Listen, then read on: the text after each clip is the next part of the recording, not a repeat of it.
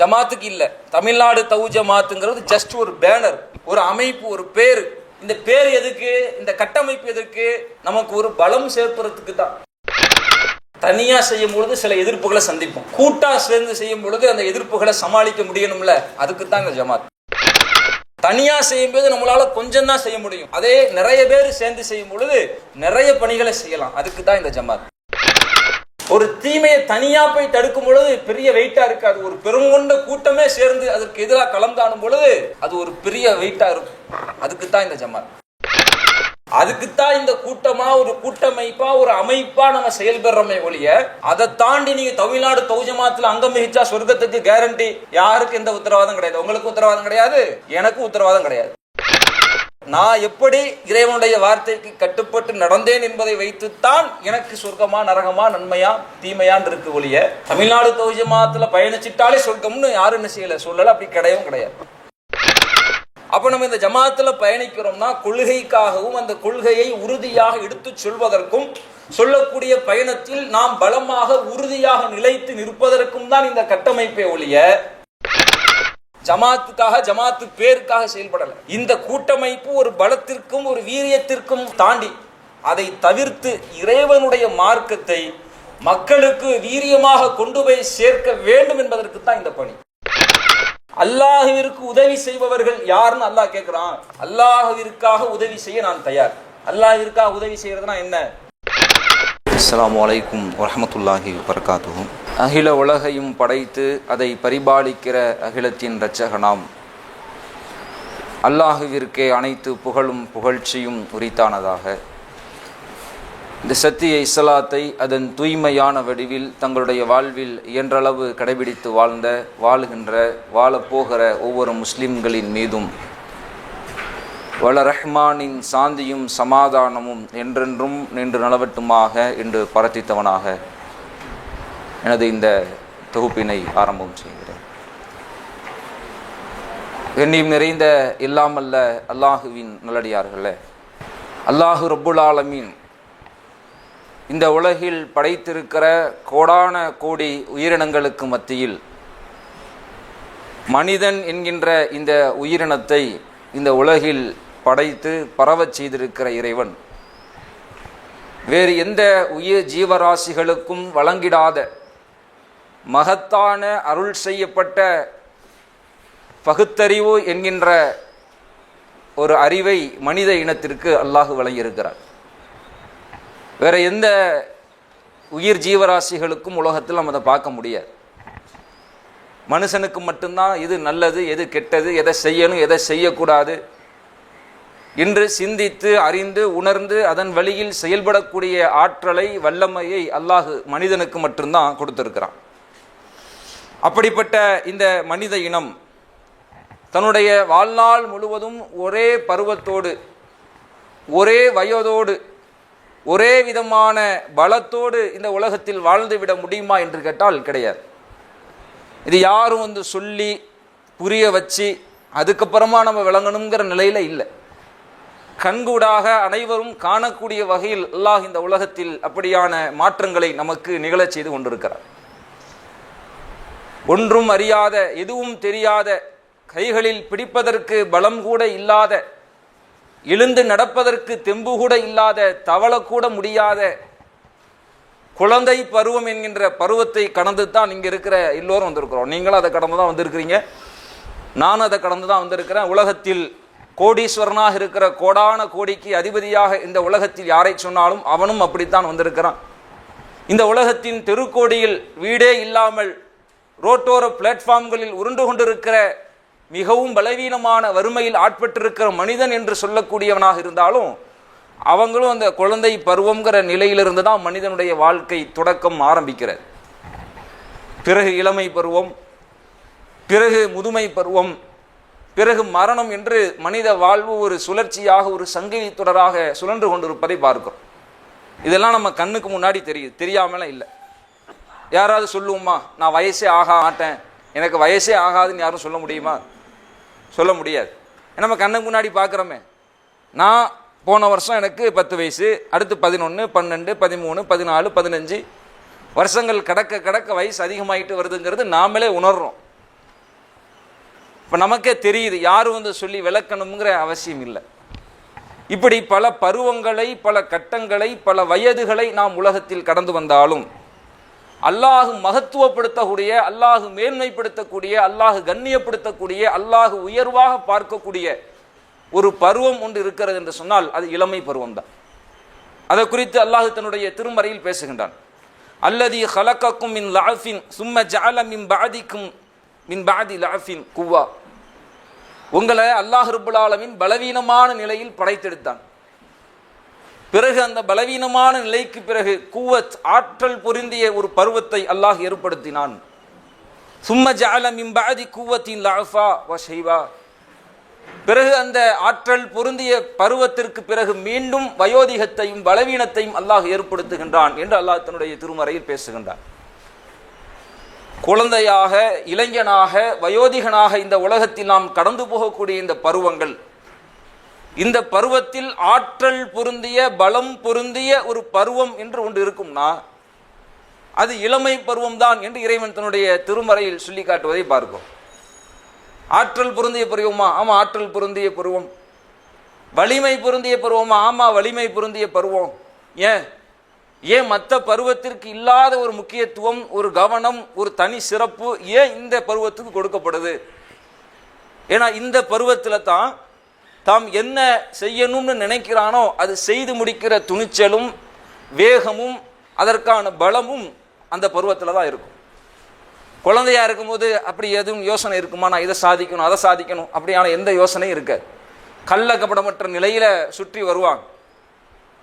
வயோதிகள் ஆயிட்டாங்க, யோசனை இருக்கும், ஆனால் அதை செயல்படுத்துகிற பலம் இருக்குமா? இருக்காது. அப்போ சிந்தனைகளும் செயல்பாடுகளும் அதை செய்து முடிக்கிற ஆற்றலும் பலமும் பொருந்திய ஒரு பருவமாக இளமை பருவத்தை அல்லாஹ் ஆக்கியிருக்கிற காரணத்தினால்தான் இந்த பருவத்தை அல்லாஹ் மேன்மைப்படுத்துகின்றான், மகத்துவப்படுத்துகின்றான். இன்னும் சொல்லப்போனால் அல்லாஹ் கண்ணியப்படுத்துகின்றான். எப்படி நம்மெல்லாம் தெரிஞ்சிருக்கிறோம், இந்த உலகம் முழுவதுமாக முற்றிலுமாக அழிக்கப்பட போகிறது. அழிக்கப்பட போகிற இந்த உலகத்திற்கு பிறகு அல்லாஹ் மறுமை என்ற ஒரு நாளை ஏற்படுத்தி அந்த நாளில் அனைவரையும் விசாரணை செய்வான்.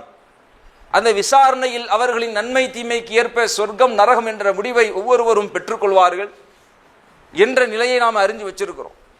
அப்படியான விசாரணைக்காக நிறுத்தப்படக்கூடிய அந்த நாள் 50,000 ஆண்டுகளுக்கு நிகரான அந்த நாள், சூரியன் ஒரு மைல் தொலைவில் கொண்டு வந்து நிறுத்தப்படக்கூடிய அந்த நாள், அனைவரும் வெப்பத்தால் தகதகைத்துக் கொண்டிருக்கிற அந்த நாள், தன்னுடைய வேர்வை துளிகளால் குளித்துக் கொண்டிருக்கிற அந்த நாள், யாராலும் அந்த வேதனையை தாங்க முடியாமல் அல்லோடப்பட்டு ஓடோடி கொண்டிருக்கிற அந்த நாள், அப்படிப்பட்ட கடுமை நிறைந்த சிரமம் நிறைந்த அந்த நாளில் யுதில்லுஹுமுல்லாஹு ஃபிலில்லிஹி யௌமலா லில்ல இல்லா லில்லு, வேறு எந்த நிழலுமே இல்லாத, அவனுடைய அரிசை தவிர வேறு எந்த நிழலுமே இல்லாத அந்த நாளில் அல்லாஹ் ஒரு 7 சாராருக்கு அந்த அரிசின் நிழலை கொடுப்பான். அதில் ஒரு சாரார் ஷாபுன் நஸஅஃபி இபாதத்தி ரப்பி, ஒரு இளைஞன் தன்னுடைய வாழ்நாளை இறைவனின் பாதையில் செலவழித்தானே, இறை வணக்கத்தில் செலவழித்தானே, அப்படிப்பட்ட அந்த இளைஞனுக்கு அல்லாஹ் ரப்பல் ஆலமீன் தன்னுடைய அரிசின் நிழலை தருவதாக சொல்லி காட்டுகின்றார். அப்படியான ஒரு பாக்கியத்தை, ஒரு கண்ணியத்தை, ஒரு உயர்வை அல்லாஹ் இந்த இளமை பருவத்திற்கு அல்லாஹ் கொடுக்குறான்னு சொன்னால், இப்போ நாம் இருக்கிற இந்த பருவம் அப்படிங்கிறது சாதாரண பருவம் இல்லை. இதை ஓடி ஆடி விளாண்டோம், அங்கே இங்கே படிக்கிறதுக்கு போனோம், ஃப்ரெண்ட்ஸுகளோடு அரட்டை அடைச்சோம், ஊர் சுற்றணும், இப்படியே நம்ம இந்த வயசை கடந்துட்டு போகலாம்ங்கிற நினைப்பு நம்ம இடத்தில் இருந்துடக்கூடாது. மறுமையை பற்றியும் மறுமையின் கூலிகளை பற்றியும் நமக்கு நினைவூட்டப்படும் பொழுது ஷைத்தான் நம்மை திசை திருப்பக்கூடிய விஷயம் என்ன தெரியுமா? இந்த உலகம்தான். மறுமைன்னா அது எங்கே இருக்குது? ஊட்டி இருக்குது பார்க்குறோம், கொடைக்கானல் இருக்குன்னு பார்க்குறோம், குழு குழுன்னு இருக்குது தெரியுது. மறுமை எங்கே இருக்குது? ஒன்றும் தெரியலையே, கண்ணில் பார்க்கலையே. இப்போ கண்ணுக்கு தெரியலை, நம்மளால் பார்க்கலை, அதை பற்றி எந்த விதமான உணர்வும் நமக்கு இல்லைங்கிறதுனால அதை பற்றியான ஆர்வம், அந்த வேட்கை, அதை பற்றிய ஒரு துடிப்பு நம்முடைய உள்ளத்தில் குறைஞ்சிக்கிட்டே போகும். பேசுவோம் சொர்க்கம் சொர்க்கம்னு, பேசுவோம் மறுமை மறுமைன்னு, அது தகவலாக நமக்கு திரும்ப திரும்ப சொல்லப்படுவதின் காரணத்தினால் நம்பக்கூடியவர்களாக பலர் இருப்பார்களே உடைய அதை உணர்வுபூர்வமாக அந்த மறுமைங்கிறது ஒன்று இருக்குப்பா என்று உணர்வுபூர்வமாக உணரக்கூடியவர்கள் குறைவாகத்தான் இருப்பாங்க. ஏன்னா அதை பற்றி சிந்திக்கலை. மறுமைங்கிற விஷயத்தை, மறுமையினுடைய நடுக்கத்தை, அதனுடைய மிக பயங்கரமான அந்த வேதனையை பற்றி எல்லாம் செய்தியாக கேட்டு அதை பற்றி தெரிஞ்சு அதோடு அப்படி கடந்து போய் ஒரு நிகழ்வா, ஒரு நினைவா, ஒரு தகவலா வச்சிருக்கிறமே ஒழிய அதை உணரக்கூடிய, நம்முடைய பகுத்தறிவை கொண்டு அதை சிந்திக்கக்கூடிய நிலையில் பலர் இல்லாமல் இருப்பது அந்த ஆர்வத்தை அவர்களுக்கு குறைப்பதற்கும், அந்த மார்க்கம் தொடர்பான அந்த ஈடுபாட்டை அவர்களுக்கு குறைவுபடுத்துவதற்கும் ஒரு காரணமா இருக்கு. கொஞ்சம் சிந்திச்சு பாருங்க. இந்த உலகத்துல நம்ம பிறந்து வந்திருக்கிறோம். இந்த உலகத்துல நம்ம பிறந்து வந்து எவ்வளவோ பல விஷயங்களை பார்க்கிறோம்.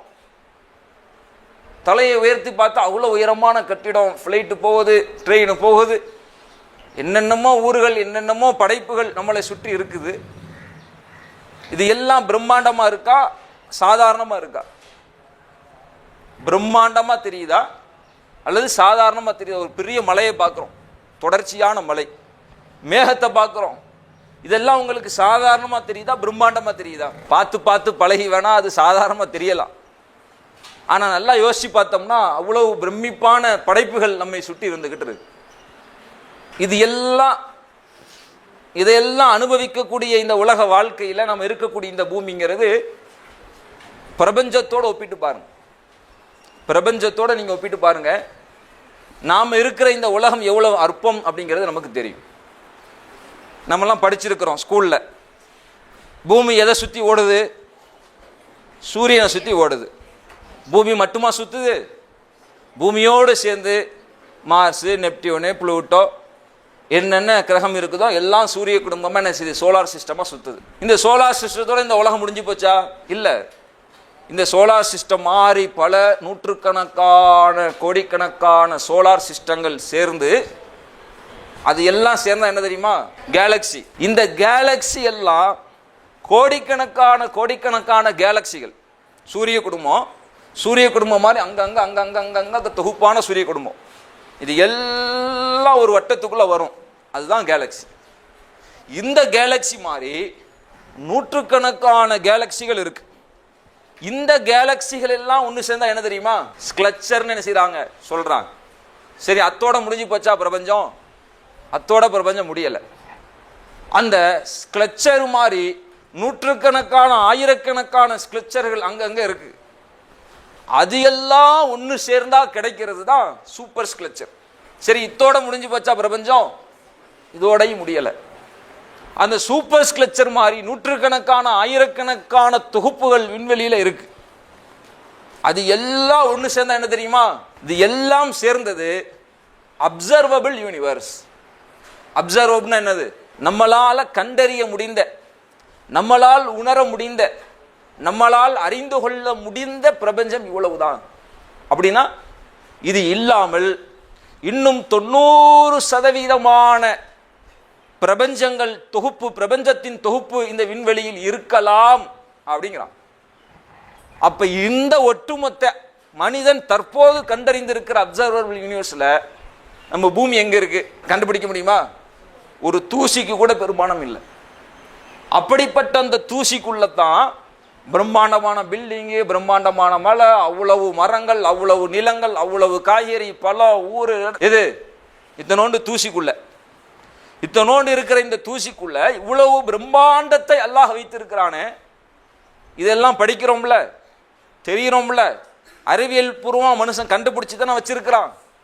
இப்படி கண்டுபிடித்து வைத்திருக்கிற, நாம் அறிந்திருக்கிற இந்த அப்சர்வபிள் யூனிவர்ஸ், இதை தாண்டியும் பல மில்லியன் ட்ரில்லியன் ஒளியாண்டுகள் தாண்டிய பிரபஞ்சம் இருக்கலாம்னு மனிதன் சொல்வான்னா, அதுக்குள்ள இருக்கிற இந்த ஒரு பூமி, இந்த பூமியில இருக்கிற உலக வஸ்துக்கள் நம்மளை மயக்கும்னா, கேம் விளாடணுமா, டிவி பார்க்கணுமா, வண்டி எடுத்து சுத்தணுமா, அது பார்க்கணுமா, இது பார்க்கணுமா, சாப்பிடணுமா, எவ்வளோ இருக்குது மனசை, எவ்வளோ மயக்குது. இதை எப்படியாவது வாங்கிடணும், வீட்டில் எப்படியாவது ஃபோன் வாங்கி கேட்டுறணும், வீட்டில் எப்படியாவது பைக் வாங்கி கேட்டுறணும், எப்படியாவது அங்கே போயிடணும், இங்கே போயிடணும், அதை செஞ்சிடணும், இதை செஞ்சிடணும். இதெல்லாம் எதுக்குள்ள செஞ்சுக்கிட்டு இருக்கோம்? ஜஸ்ட் ஒரு தூசி.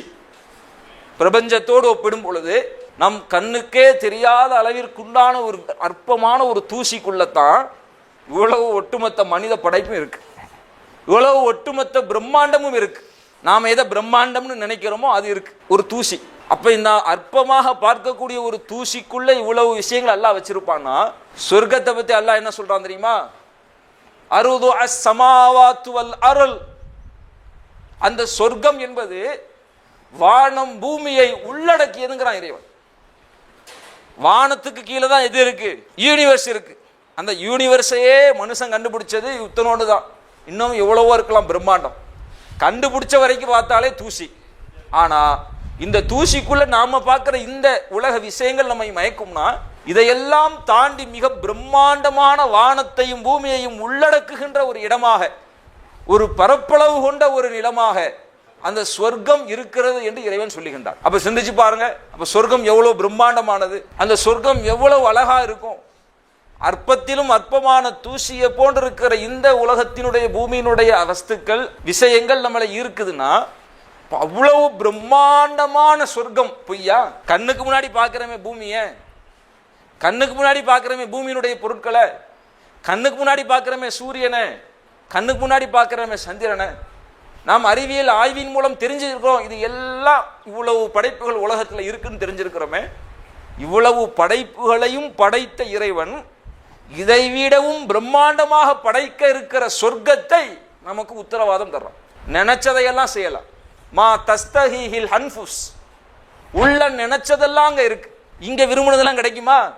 அத்தாட்ட போய் எனக்கு அத்தா அது வாங்கிட்டாங்கன்னா மண்டையில தட்டுவார் அத்தா, அல்லான்னு வாயை பத்திட்டு அப்படிமார். இல்லை நீ அதை செய் இதை செய் நான் உனக்கு செஞ்சு தரம்பா. நினைச்சதெல்லாம் நினைச்ச நேரத்தில் கிடைக்காது. சரி நம்ம வளர்ந்துட்டோம், எனக்கு நான் சுயமா படிச்சு முன்னேறி சம்பாதிக்கிற வயசு அடைஞ்சா அப்பவும் நம்ம நினைச்சதெல்லாம் செய்ய முடியுமா? நினைச்சதெல்லாம் நடக்குமா? நடக்காது. இந்த உலகத்தில் அனைத்தும் மனிதனுக்கு ஒரு வரம்புக்குள்ள தான் கொடுக்கப்பட்டிருக்கு. எல்லாமே ஒரு வரம்பு தான். வரம்பை தாண்டி மனிதனால் இந்த உலகத்தில் எதையும் சாதிக்க முடியாது. எல்லாம் ஒரு குறிப்பிட்ட வரம்பு தான். கோடான கோடிக்கு அதிபதியாகவே இருந்தாலும் சரி, ஒரு வரம்புல தான் மனுஷன் நிற்க முடியும். கோடிக்கு அதிபதியாக இருக்கிறதுனால ஒரு சட்டி பிரியாணி ஃபுல்லாக சாப்பிட முடியுமா? வயிறு என்ன கொள்ளளவோ அவ்வளோதானே சாப்பிட முடியும். அப்போ எவ்வளவு பெரிய உச்சத்தை மனிதன் உலகத்தில் அடைஞ்சிருந்தாலும் நினைச்சதை எல்லாம் செய்யவே முடியாது. நினைக்கலாம், சொல்லுவாங்க பணம் இருந்தால் எதையும் செய்யலாம். அப்படிலாம் இல்லை. உலகத்தில் எல்லாமே ஒரு வரம்புக்குள்ள தான் இருக்கு. ஆனால் சொர்க்கத்தின் இன்பம் அந்த எந்த விதமான வரம்பிற்கும் உட்பட்டதா இருக்க. ஒரு பழத்தை சாப்பிட்டா ஒரு பழம் ஒரு கடிக்கு ஒரு டேஸ்ட், அடுத்ததா ஒரு கடி கடிப்பார் அடுத்து ஒரு டேஸ்ட், அடுத்ததா ஒரு கடி கடிப்பார் அதுக்கு ஒரு டேஸ்ட். ஒரு பழத்திலேயே ஒவ்வொரு கடிக்கும் ஒரு சுவை அல்லாஹ் என்ன செய்வான் அங்க தருவான். ஒவ்வொரு வினாடியும் புது அனுபவம், ஒவ்வொரு வினாடியும் புதுவிதமான உணர்வு, ஒவ்வொரு வினாடியும் புதுவிதமான ஒரு புத்துணர்வு அங்க கிடைக்கும். அந்த இன்பம் கிடைக்கும். அந்த இன்பம் யாருக்கு கிடைக்கும் தெரியுமா? யாருக்கு கிடைக்கும் தெரியுமா? யார் இறைவன் சொன்ன அடிப்படையில் தன்னுடைய வாழ்வை அமைத்து கொண்டிருப்பார்களோ, அல்லாஹ் கட்டளையிட்ட அடிப்படையில் தன்னுடைய வாழ்வை செயல்படுத்துவார்களோ, அத்தகைய மக்களுக்குத்தான் இருக்கும். அப்போ ஒரு அறிவாளி எதை ஆசைப்படுவான்? இப்போ கண்ணுக்கு முன்னாடி நம்ம கொண்டு வந்து தர்றாங்க, ரெண்டு பொருளை தர்றாங்க. நமக்கு விரும்பக்கூடிய ஒரு விஷயமாவே இருந்தாலும் சரி, நம்ம ரொம்பவுமே ஆசைப்படக்கூடிய விஷயமாவே இருந்தாலும் சரி, அதை அடையிறதுக்கு இதையெல்லாம் செய்யணும்னு ஒன்று இருக்கும் பொழுது அதை செய்யறதுக்கு எல்லாரும் முயற்சி செய்யறது இல்லை. அதுக்கு தடையா பல விஷயங்கள் வந்து நிற்கும். அதில் ஒன்று பயம், இன்னொன்று வெக்கம், தயக்கம். இது எல்லாம் என்ன செய்யும் வந்து நின்று நம்ம எதை ஆசைப்படுறோமோ ஆசைப்படுவதை அடைய விடாமல் நம்மளை தடுக்கும். இதை எல்லாத்தையும் களையணும். அல்லாஹ்வுடைய தூதர் அவங்க சொல்றாங்க, இன்னல்லாஹ யுஹிப்பு மஆலியல் உமூரி. அல்லாஹ் எதை நேசிக்கிறான் தெரியுமா? உயர்ந்த லட்சியங்களோடு செயல்படக்கூடியவர்கள் அல்லாஹ் நேசிக்கிறான். அல்லாஹ்வுடைய நேசம் யாருக்கு இருக்கும்னா, உயர்ந்த குறிக்கோளோடு உயர்ந்த லட்சியத்தோடு யார் செயல்படுவார்களோ அவர்களுக்கு அல்லாஹ்வின் நேசம் இருக்கும். அல்லாஹ்வுடைய நேசம் இருந்துச்சுன்னா அல்லாஹ்வுடைய உதவி இல்லாமல் போயிடுமா? இப்ராஹிம் நபி அல்லாஹ் நேசிச்சான், உற்ற நண்பர்னு நேசிச்சான். இப்ராஹிம் நபி அல்லாஹ் காப்பாற்றலானா காப்பாற்றலையா? இப்ராஹிம் நபிக்கு அல்லாஹ்வுடைய உதவி இருந்துச்சா இல்லையா? முகமது நபி அல்லாஹ் நேசிச்சான். முகமது நபிக்கு கஷ்டம் வந்தது, கஷ்டம் வந்தாலும் சிரமம் வந்தாலும் அல்லாஹ் அவங்கள நேசிச்சானா நேசிக்கலையா? நேசிச்சான். அதனால அவங்களுக்கு அல்லாஹ்வுடைய உதவி கிடைச்சிச்சா கிடைக்கலையா? அல்லாஹ்வுடைய நேசத்தை நாம் அடைந்து விட்டோம் என்று சொன்னால் அல்லாஹ்வுடைய உதவி நமக்கு இருக்கும். அல்லாஹ்வின் நேசத்தை அடைவதற்கு நிறைய வழி இருக்கு. அதுல ஒரு வழி என்ன தெரியுமா? நம்முடைய வாழ்க்கையில உயர்வான லட்சியங்களை வச்சிருக்கோம். உயர்வான லட்சியங்களை வச்சிருக்கோம். இப்போ உயர்வான லட்சியங்கள் என்று வரும் பொழுது எது உயர்வானது? இந்த உலகத்துல எதுவுமே உயர்வானது இல்லை. வல்லாஹு நுதாவிலுஹா பைனன்னாஸ், அல்லாஹ் காலச்சக்கரத்தை மனிதர்களுக்கு மத்தியில் சுழல விட்டு கொண்டே இருப்பார். இங்க உயர்ந்தவன் உலகத்துல எவன் இருக்க மாட்டான். ஒரு நாள் கீழே வந்தே ஆகும். மேலே போறவன் கீழே வருவான், கீழே போறவன் மேலே வருவான். இந்த உலகம் இப்படியான ஒரு சுழற்சியில தான் சுழண்டுகிட்டே இருக்கும். உயர்ந்து விட்ட எந்த பொருளையும் அல்லாஹ் தாழ்த்தாமல் விடுவதில்லை என்று அல்லாஹ்வுடைய தூதர் அவங்க சொன்னாங்க. அப்ப இந்த உலகத்துல டாக்டர் ஆகுங்க, இன்ஜினியர் ஆகுங்க, வக்கீல் ஆகுங்க, தொழிலதிபர் ஆகுங்க, எதானாலும் சரி, இந்த உலகத்துல நிரந்தரமான உயர்வு என்ற ஒன்றை உலகத்தில் யாராலும் அடையவே முடியாது. அப்ப நிரந்தரமான உயர்வே இல்லாத இந்த உலகம் என்று இருக்கிற போது இந்த உலகத்திற்காக வேண்டியே உழைத்து உழைத்து உழைத்து தம்முடைய வாழ்நாளை, வாழ்க்கையை, நம்முடைய ஏறத்தை தொலைத்து இந்த இளமையை நாம செலவழிக்க போறோமா, அல்லது தாழ்வே இல்லாத, மட்டமே இல்லாத, குறைவே இல்லாத, இழப்பே இல்லாத, என்றென்றும் உயர்வோடே இருந்து கொண்டிருக்கிற அந்த மறுமை என்கின்ற அந்த சொர்க்கத்திற்காக உழைக்க போறோமா? நம்ம கையில தான் இருக்கு தேர்வு. எதை சூஸ் பண்ண போறோம்? மன் அன்சாரி இலல்லாஹ், அல்லாஹ்விற்காக உங்களில் உதவி செய்பவர்கள் இருக்கிறீர்களா என்று அல்லாஹ் குர்ஆன்ல கேட்கிறான். அல்லாஹ்விற்காக உங்களில் உதவி செய்பவர்கள் இருக்கிறீர்களா? உதவியை அல்லாஹ் எங்க கேட்டா தெரியுமா? பொதுவா எல்லா மக்களுக்கும் உள்ளதுதான். குறிப்பா அல்லாஹ் ரப்புல் ஆலமீன் முஹம்மது நபி சமுதாயத்துக்கு அந்த சந்தர்ப்பத்தில் அல்லாஹ் கேட்க சொல்றான். மூசா அலைஹிஸ்ஸலாம் அவங்களுடைய சமுதாயத்திற்கு கேட்ட அந்த விஷயத்தை ஒப்பிட்டு அல்லாஹ் திருமறையில பேசுகின்றான். மன் அன்சார் இலல்லாஹ், உங்களில் அல்லாஹ்விற்காக உதவி செய்பவர்கள் யார் என்று மூசா அலைஹிஸ்ஸலாம் அவங்க கேட்டான். அந்த மக்கள்லாம் என்ன சொன்னாங்க தெரியுமா? நஹ்னு அன்சாருல்லாஹ், நாங்க அல்லாஹ்வுக்காக உதவி செய்வோம்னு சொன்னாங்க. அல்லாஹ்வுக்கு உதவி செய்யறதுனா என்னன்னா, அல்லாஹ் சொன்ன கட்டளையின் அடிப்படையில் செயல்படுவது, அவனுடைய மார்க்கத்தை மக்களுக்கு கொண்டு போய் சேர்ப்பது, இதுதான் அல்லாஹ்வுக்கு செய்யற உதவி. சொன்னாங்கல்ல, உன அல்லாஹ் என்ன சொன்னா தெரியுமா? இந்த இருக்காங்க பாருங்க, நீங்க கடலை கடந்து ஊர் இல்லாம நாடு இல்லாம வந்துகிட்டு இருக்கீங்க. இங்க ஒரு ஊருக்காரன் இருக்கிறான், அநியாயம் பண்ணிக்கிட்டு இருக்கான், அக்கிரமம் பண்ணிக்கிட்டு இருக்கான், அவ்வளவு அடக்குமுறை பண்ணிக்கிட்டு இருக்கான், மோசமா மக்களை வதச்சிக்கிட்டு இருக்கான், இல்லாத பொல்லாத பாவத்தை எல்லாம் செஞ்சுக்கிட்டு இருக்கான். நீங்க போங்க, போய் அந்த மக்களை தோற்கடிச்சு அங்க நீதியை நிலைநாட்டுங்க, சத்தியத்தை நிலைநாட்டுங்க அப்படின்னு அல்லாஹ் சொன்னான். மூசா அலைஹிஸ்ஸலாம் அவர்கள் மூலமா அல்லாஹ் சொல்ல சொன்னான். அந்த சமுதாய மக்கள் என்ன சொன்னாங்க தெரியுமா? போய் அந்த மக்களுக்கு உதவுங்கப்பா, அங்க அழிச்சாட்டியம் பண்ணிக்கிட்டு இருக்காங்க, நீங்க போய் அவங்களை வென்று நீங்க அந்த மக்களுக்கு நீதியை நிலைநாட்டுங்கன்னு சொல்லும் பொழுது, அந்த ஒரு ரப்புக்க காத்திலா, போங்க போங்க, நீங்களும் உங்க ரப்பும் போங்க, இன்னா இலா ஹாவுனா காயிதுன், நாங்க இங்கேயே உட்கார்ந்துருப்போம், இன்னா இலா ஹாவுனா காயிதுன், நாங்க இங்கேயே தான் உட்கார்ந்துருக்க போறோம்னு சொன்னாங்க. அல்லாஹ் என்ன பண்ணா தெரியுமா? போங்கடான்னு சொல்லி நாடற்ற நாடோடிகளாக அல்லாஹ் பல வருடங்களுக்கு அவங்களை அலைய விட்டான். இந்த மாதிரி நம்ம உதவி செய்ய போறோமா? முஹம்மது நபி ஸல்லல்லாஹு அலைஹி வஸல்லம் அவருடைய சமுதாயத்திற்கும் இதே இந்த வார்த்தை சொல்லப்பட்டது. மன் அன்சார் இலல்லாஹ், அல்லாஹ்விற்காக உங்களில் உதவி செய்ய புறப்படுபவர்கள் யார் என்று கேட்கப்பட்டது. அப்ப அந்த சமுதாய மக்கள் சொன்னார்கள், மூசா அலைஹிஸ்ஸலாம் அவங்களுடைய சமுதாயத்தில் உள்ளவங்க சொன்னாங்களே, அது மாதிரி பேருக்கு நாங்களும் நாங்களும் நாங்களும் நாங்களும் உதவி செய்வோம்னு சொல்லிட்டு அப்படியே ஓரமா ஒதுங்கி போய் உட்கார்ந்துரும் நினைச்சீங்களோ? நுகாத்திலு அன் யமீனிக வ அன் ஷிமாலிக வ பைன யதைக வ பைன கல்ஃபக், முன்னால் வர சொன்னால் முன்னால் வருவோம், பின்னால் வர சொன்னால் பின்னால் வருவோம், வலதுபுறம் வர சொன்னால் வலதுபுறம் வருவோம், இடதுபுறம் வர சொன்னால் இடதுபுறம் வருவோம், நீங்கள் என்ன சொல்கிறீர்களோ நாங்கள் செய்வோம், அல்லாஹ்விற்காக நாங்கள் உதவி செய்ய தயார் என்று சொன்னார்கள். சொல்லல, சொன்னபடி செஞ்சாங்க. அப்படியான உதவியை நாம உங்கள்கிட்ட எதிர்பார்க்கிறோம். ஜமாத்துக்கு இல்ல, தமிழ்நாடு தௌ ஜமாத்துங்கிறது ஜஸ்ட் ஒரு பேனர், சரிங்களா? ஒரு அமைப்பு, ஒரு பேரு. இந்த பேர் எதுக்கு? இந்த கட்டமைப்பு எதற்கு? நமக்கு ஒரு பலம் சேர்ப்பதற்கு தான். தனியா செய்யும் பொழுது சில எதிர்ப்புகளை சந்திப்போம், கூட்டா சேர்ந்து செய்யும் பொழுது அந்த எதிர்ப்புகளை சமாளிக்க முடியணும்ல, அதுக்கு தான் இந்த ஜமாத்.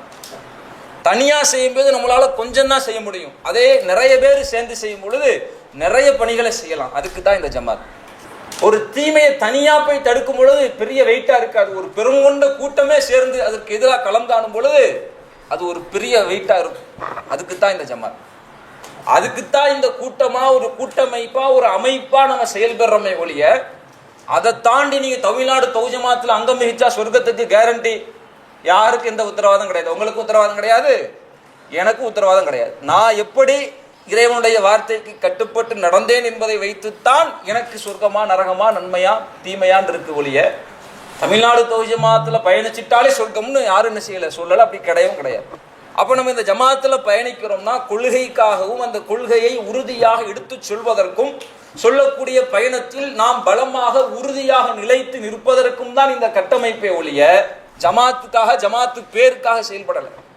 இந்த கூட்டமைப்பு ஒரு பலத்திற்கும் ஒரு வீரியத்திற்கும் தாண்டி அதை தவிர்த்து இறைவனுடைய மார்க்கத்தை மக்களுக்கு வீரியமாக கொண்டு போய் சேர்க்க வேண்டும் என்பதற்கு தான் இந்த பணி. சரிங்களா?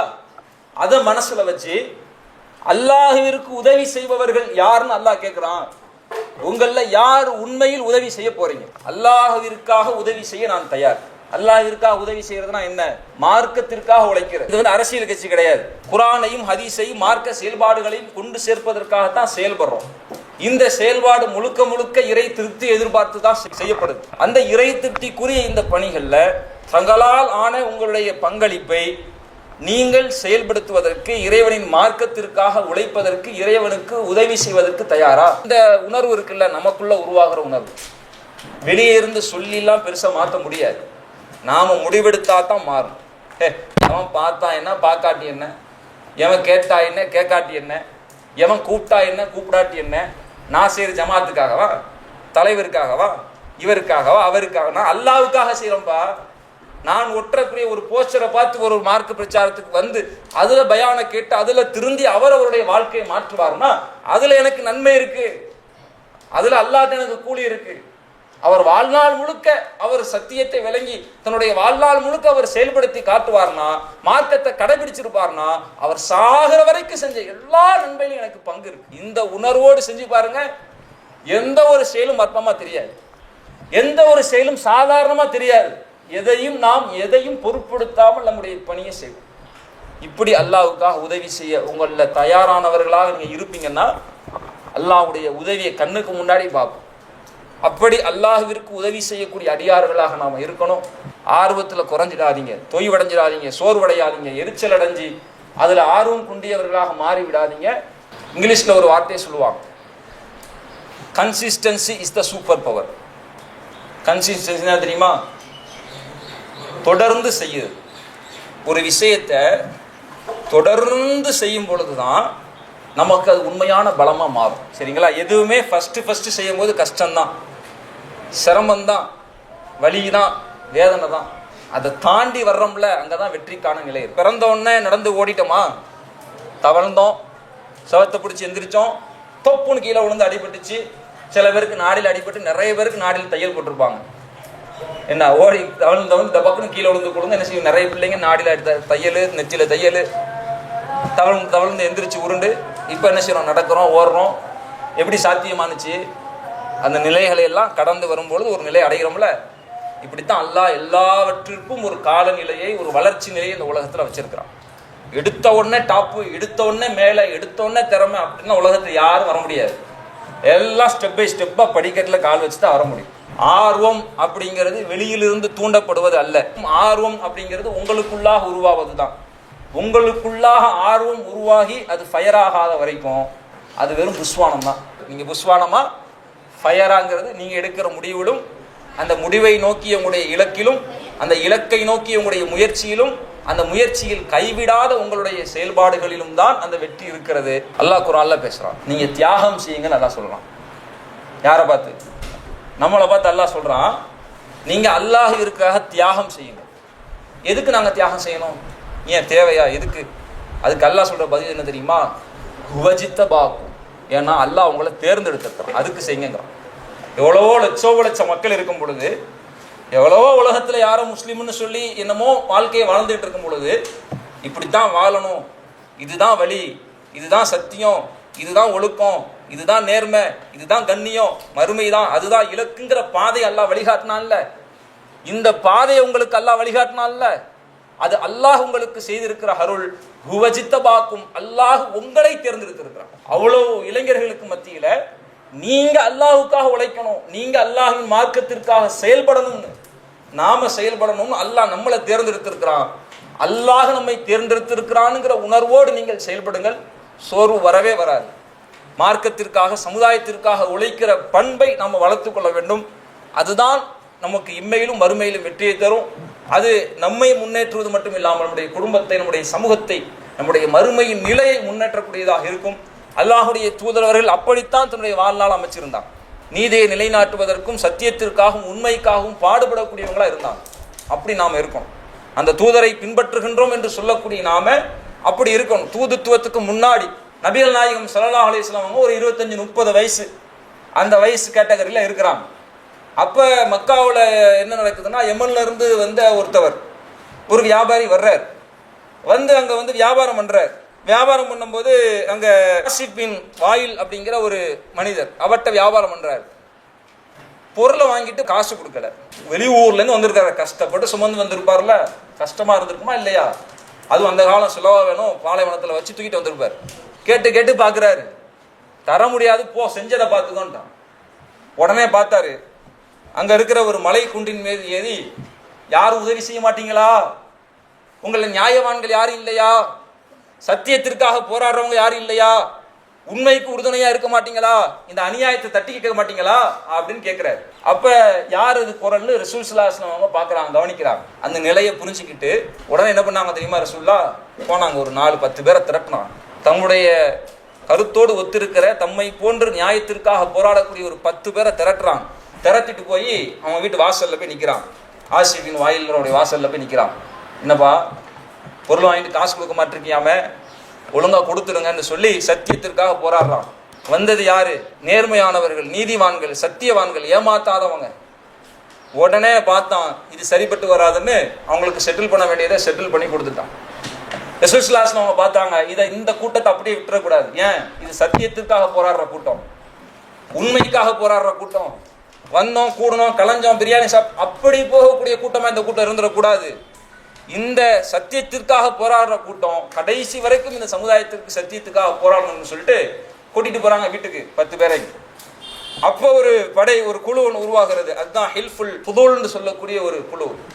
இந்த குழு நாம் நீதத்துக்காக போராடுவோம், நம்முடைய சமுதாய மக்கள்ல அநியாயத்திற்கு உள்ளாக்கப்படக்கூடியவர்களுக்கு ஆதரவாக நின்று நம்ம போராடுவோம், அவங்களுக்கு நியாயத்தை வாங்கி தருவோம், அவங்களுக்கு உறுதுணையா நிற்போம் என்று அவர்கள் நின்று காட்டினாங்க. எப்போ? நபித்துவத்திற்கு முன்பாகவே நபிகள் நாயகம் ஸல்லல்லாஹு அலைஹி வஸல்லம் அவர்கள் தம்முடைய சமுதாய விஷயத்தில் சத்தியத்தையும் அசத்தியத்தையும் நியாயத்தையும் தர்மத்தையும் நிலைநாட்டக்கூடிய விஷயத்துல களம் கண்டிருக்கிறாங்கன்னா, அந்த தூதரை பின்பற்றுகிற முன்மாதிரியாக கொண்டிருக்கிற நாம் அதே வேகத்தோடு, அதே உத்வேகத்தோடு, அதே வீரியத்தோடு, அதே தைரியத்தோடு களமாளக்கூடியவர்களாக இருக்கும். தீமை எதிர்க்கிறதுல தயங்காம எதிர்த்து நில்லுங்க. நாம எதிர்பார்க்கிறது ஒன்னே ஒண்ணு, ஜமாத்துக்கு இல்ல, இந்த மார்க்கத்திற்காக, அல்லாஹிற்காக நான் உழைப்பேன் என்று உறுதி ஏற்று நம்மால் இயன்ற முறையில் இந்த மார்க்கத்திற்காக செயல்படக்கூடிய ஒரு நிலையை அல்லாஹ் ரப்புல் ஆலமீன் ஏற்படுத்த வேண்டும். அத்தகைய செயலாற்றல் மிக்க, ஒரு துடிப்புள்ள, ஒரு வீரியமிக்க, ஒரு நெஞ்சத்தில் உறுதி கொண்டிருக்கிற தைரியமிக்க இளைஞர்களாக அல்லாஹ் ரப்புல் ஆலமீன் நம் அனைவரையும் ஆக்கி அருள் புரிய வேண்டும் என்று பிரார்த்தித்து நிறைவு செய்கிறேன்.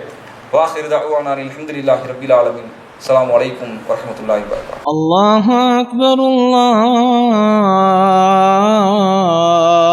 அக்பர்.